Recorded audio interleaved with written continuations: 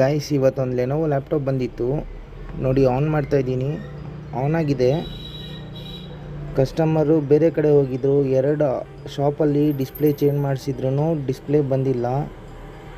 So customer ನಮ್ಮ ಹತ್ರ ತೊಗೊಂಬಂದರು. ನಾವು ಒಂದ್ಸಲಿ ಡಿಸ್ಪ್ಲೇ ಹಾಕಿ ಚೆಕ್ ಮಾಡಿದ್ವಿ.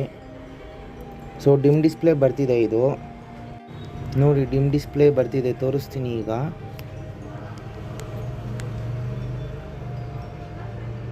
ನೋಡಿ, ಈಗ ನೋಡ್ಬೋದು ನೀವು ಡಿಮ್ ಡಿಸ್ಪ್ಲೇ. ಇದು ಬ್ಯಾಕ್ಲೈಟ್ ಪ್ರಾಬ್ಲಮ್ ಇದೆ. ನಾವೆಲ್ಲ ಚೆಕ್ ಮಾಡಾದ್ಮೇಲೆ ನಮಗೆ ಗೊತ್ತಾಗಿದ್ದು ಇದು ಮದರ್ ಬೋರ್ಡಲ್ಲಿ ಪ್ರಾಬ್ಲಮ್ ಇದೆ ಅಂತ.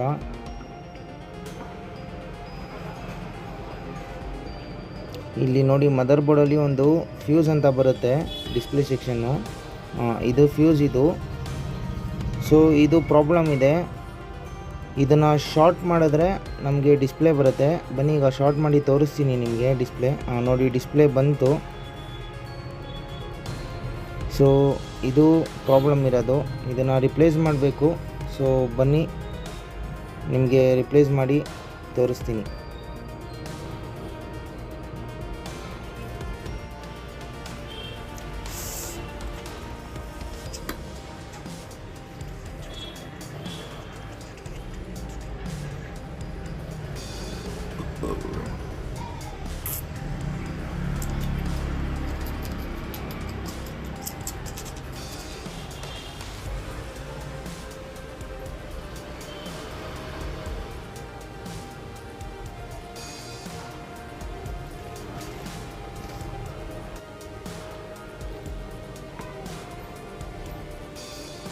ನೋಡಿ, ಈಗ ರಿಪ್ಲೇಸ್ ಆಗಿದೆ.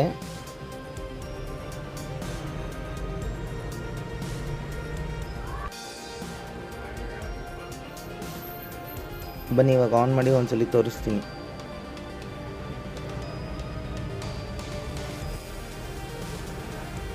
ನೋಡಿ, ಈಗ ಡಿಸ್ಪ್ಲೇ ಬರ್ತಿದೆ. ಸೊ ಇನ್ನಷ್ಟು ಇನ್ಫಾರ್ಮೇಷನ್ಗಾಗಿ like, share and subscribe laptop doctor.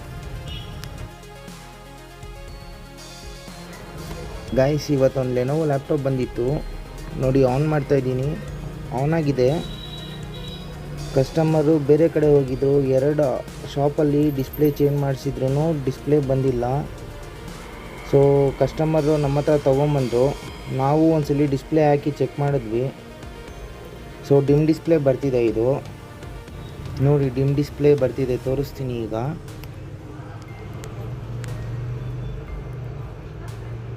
ನೋಡಿ, ಈಗ ನೋಡ್ಬೋದು ನೀವು ಡಿಮ್ ಡಿಸ್ಪ್ಲೇ. ಇದು ಬ್ಯಾಕ್ಲೈಟ್ ಪ್ರಾಬ್ಲಮ್ ಇದೆ. ನಾವೆಲ್ಲ ಚೆಕ್ ಮಾಡಾದ್ಮೇಲೆ ನಮಗೆ